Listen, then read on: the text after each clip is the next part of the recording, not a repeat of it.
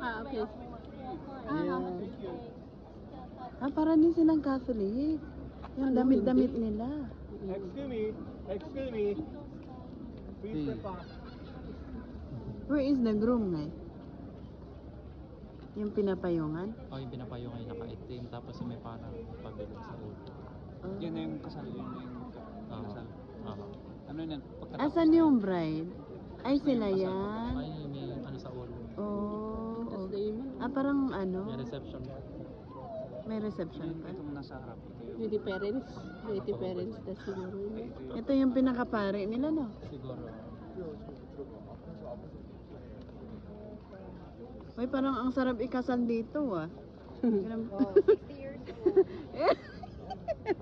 Ano naman yung ating 60 years old? Sige nga, pag meron. Sinelas ng lalaki. Asa talagang day, chinela? So this is the bride and groom. Pag kayong mga Pilipinong ikakasal hindi ganito, no? Hindi. Pero depende ko siguro kung gusto niya. Napaka-solemn naman. Pero ang mahal niya. Mahal yung ganito. Ako may kaya ito.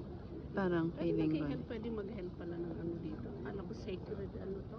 Na place? Secret nga. Kaya May kinakandak pala. Puta mo, pag kinasal sa Pilipinas, ang haba.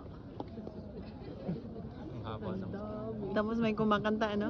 Dito wala. Dengan negeri bukan ada itu explain orang orang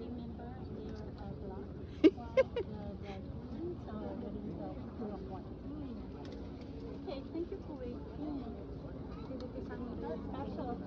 Oh. So maseremonya din sila pala.